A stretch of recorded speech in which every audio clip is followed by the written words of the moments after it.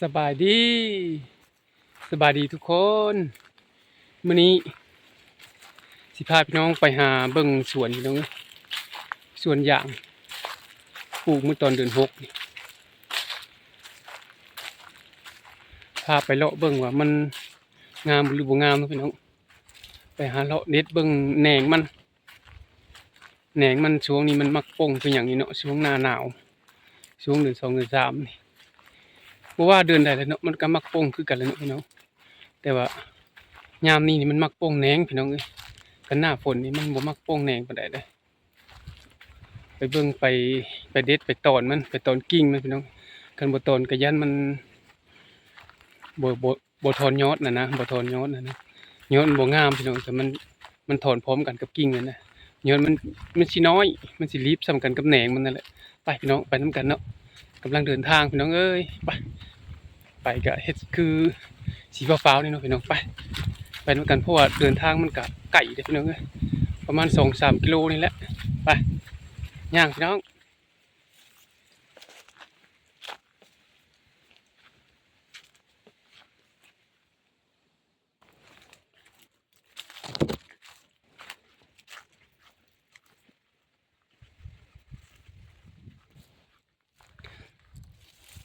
ตอนนี้ก็มาฮอดสวนเลยเนาะพี่น้องสวนก็บ่กว้างปานใดพี่น้องเอ้ยประมาณเฮกตาร์ไปเฮกตาร์กว่าๆนี่แหละจ้างเขาทางมื้อปีแล้วนี่จ้างก็เอางัวเด้อพี่น้องเอ้ยจ้างก็เอางัวตัวหนึ่งคันสิคิดเป็นราคาเงินก็ประมาณ3-4ล้านนี่แหละพี่น้องถือว่าบ่แพงเนาะพี่น้องเนาะคันจ้างเป็นเงินแล้วนี่เขาไล่คิดว่าคิดเป็นเฮกตาร์หนึ่ง5ล้านพู้นแหละพี่น้องเอ้ยคันรวมทั้งจ้างบักก็สิตกอยู่ประมาณ6-7ล้านพู้นแหละแต่นี้เอางัวจ้างแล้วก็จ้างบักก็ประมาณ1.5 ล้านประมาณอยู่ทั้งเบิดก็งัวก็4ล้านเนาะ1.5 ล้านก็5.5 ล้านพี่น้องเอ้ยไปพี่น้องไปหาเด็ดแหน่งยางกันฤดูแล้งนี่แหน่งยางมันมักป่งพี่น้องเอ้ยบ่แม่นเด้อว่าฮอดยามแล้งแล้วมันสิบ่ป่งนะป่งพี่น้องเอ้ยยางแห้งป่งยามแล้งนะนี่คือต้นนี้นี่ต้นตัวนี้นะน่ะอันนี้คือยอดมันพี่น้องเอ้ยยอดมันนี่ป่งอันนี้ยอดมันป่งออกในกระตัวหัวยอดมันโลดนี่แต่ว่ามันมีแหน่งอยู่นี่เด็ดยอดตอนยอดมันนี่ให้จงประมาณเซน1-2 เซนพี่น้องคันว่าตอนจำก็ยันลำต้นมันตายพี่น้องเอ้ยตัวตอแหน่งมันนี่มันสิตายล่ามมันอย่ามันเข้ามาฮอดลำมันนี่ก็เลยต้องจงไว้พี่น้องอาทิตย์หนึงมาจอบเทื่อหนึง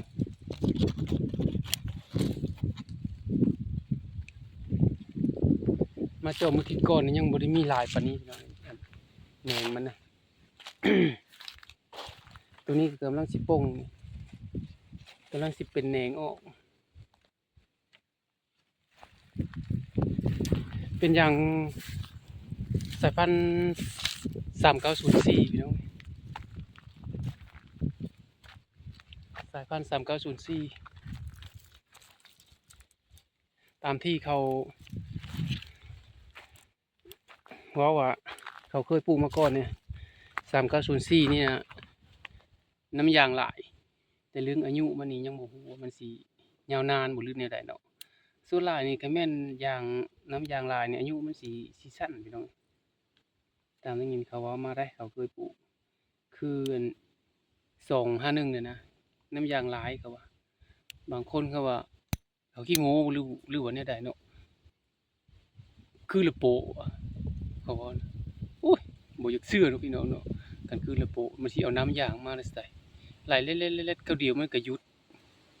คัน2คืน3คืนต่อโปะนี่บางเทื่อเนาะไปหาเลาะหนีบอีพี่น้องหนีบแหน่งยางออกถ้าต้องได้หนีบได้เพราะว่ามัน สีบ่ป่งในยอดมันพี่น้องคันถึงถ้ามันป่งก็มันสิยอดมันสิน้อยมันสิไปเลี้ยงแต่แหน่งมันพี่น้องนี่คือตัวนี้นะ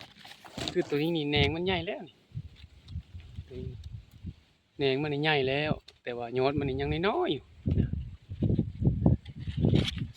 แหน่งมันป่งเป็นคืบแล้วแต่ว่ายอดมันนี่ตัวเฮาสิเอานี่ยังหักกะปลีอยู่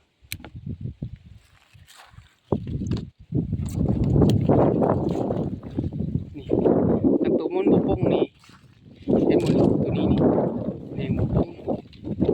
มันก็ใหญ่ยอดมันใหญ่เดี๋ยวเอ้อนั่นแหละจังไปหาเลาะเด็ดทิ่มคันบ่เด็ดทิ่มก็ยอดมันสิบ่อ้วนป่งแต่นี่ป่งแต่นี่ยอดบ่ป่งยอดมันจะเล่าเด็ดทิ่มเด็ดแหน่งมันทิ่มนี่ก็ฉะนั้นมันก็ป่งทั้งยอดมันไปลองเด็ดน้ำกันพี่น้อง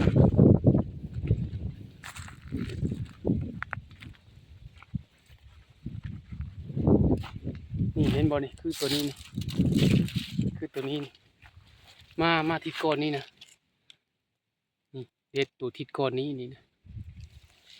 มาทิศก้อนนั้นบ่ได้ถือมีตัดมาเนาะหางเอาพดกลับมาทิศนี้เห็นบ่นี่ยอดมันใหญ่เลยเด้งามเลยคันเฮาบ่เด็ดนี่นะยอดมันนี่ตัวเฮาสิจงไว้นี่มันสิน้อยพี่น้องเอ้ยมันสิบ่ใหญ่มันสิมาเลี้ยงแหน่งมันนี่ไปแล้วพี่น้องแล้วไปเรื่อยเดี๋ยวมันสิบ่แล้วต้องฟ้าวเฮ็ดฟ้าวมือตัวนี้สูงแล้วนี่ตัวสูงกว่าคนเลยทีเดียว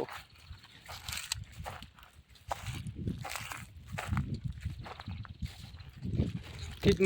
ศหนึ่งมาเท่านึงมาเจาะเพิ่นยันงัวเข้าแน่ยันแหน่งมันป่งแน่แต่ว่ายามนี้นี่บ่เป็นห่วงเรื่องมันสิตายดอกนั้นยามนี้คันมันสิตายน่ะตายอยู่ในเดือน5ต่อเดือน6บ่ใช่ก็เดือน6ตัวกลางเดือน6เลยฝนตกใหม่พี่น้องมันเฮ็ดให้ดินร้อน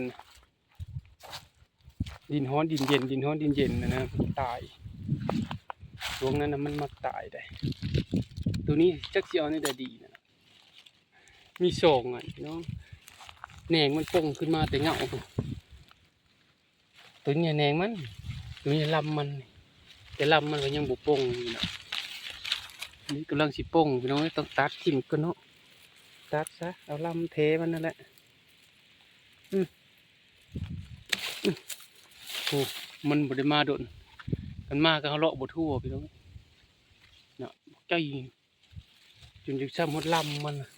นี่ลำมันอันนี้แหน่งมันนี่ซ้ำกันเลย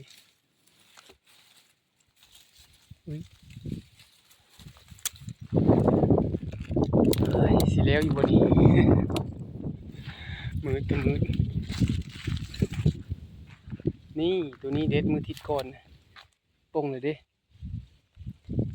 เด็ดมือทิศก่อนเนี่ยดิเห็นบนนี้มันจะมืดทางเด็ดออกนี่ก็มันป่งไหมอีกนะมันป่งไหมอีกแหน่มันก็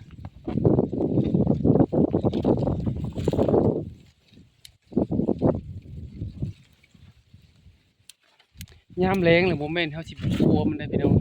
เราก็ยังได้มาเบิ่งมาแยงมันคือเก่าโมเมนต์ยามแรงมันบ่เป็นหยังดอกบ่มีหญ้ามียุงยามแรงก็เฮายังปะมันบ่ได้คือเก่าเฮายังได้มาเบิ่งแยงดูแลมันคือเก่ายามแรงก็ได้เอาใจใส่มันคือเก่าบ่แม่นสิตกยามแรงแล้วสบายแหละบ่เฮ็ดหยังหัวก็ดีแหละหญ้าก็บ่ได้เสียปะเลยฮอดยามฝนมาจังมาเฮ็ดใหม่บ่แม่นเด้อถ้าต้องมาบริบัติมันคือเก่าเพราะว่า ยามแล้งนี่ก็แหน่งมันเกิดคือกันยามแล้งนี่แหน่งมันแฮ่งมาเกิด